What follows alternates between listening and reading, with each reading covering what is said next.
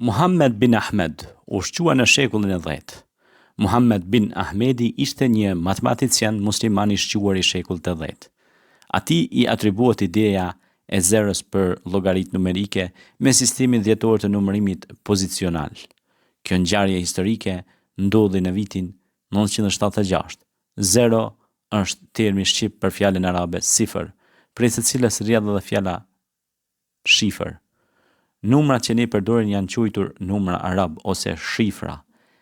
E secili prej tyre ka një vlerë fikse, një njësi më të madhe se ai pararendës në progresion nga më i vogli tek më i madhi.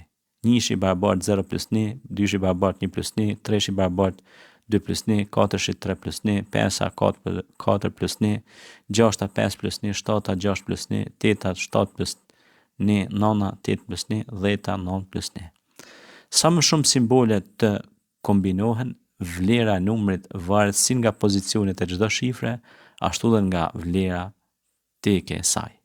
Sistemi që ne përdorim quhet dhjetor sepse ka 10 numra të disponueshëm për llogaritë. Numri 4321 shpreh vlerën numerike të 4000 plus 300-shve plus 20-shve plus një njësi ose 4x 1000 plus 3x 100 plus 2x 10 plus 1x1. Ashtu siç tregon edhe shembulli, numërimi pozicional nuk vlen pa zeron. Kjo veprimtari shkencore qëndron në themel të gjitha zbulimeve të shkencës e të teknikës. Po përse numrat që përdoren kanë këtë formë e jo një tjetër? A kanë kuptim format që Muhammed bin Ahmedi u dha numrave? Përgjigjja është po. Ato kanë një domethënie të brendshme numerike në formën e tyre gjeometriko-segmentare, e cila është rrumbullakosur me kalimin e kohës. 0 është një rreth.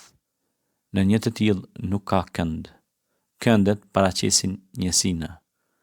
Në formën e shifrës 1 është një kënd që paraqet njësinë 1. Në shifrën 2 janë 2 kënde që paraqesin qartësisht 2 njësi. Në shifrën 3 janë 3 kënde që paraqesin 3 njësi e kështu me radhë. Kjo është arsyeja pse shifrat arabe të numërimit që përdoren në ditët tona kanë këtë formë.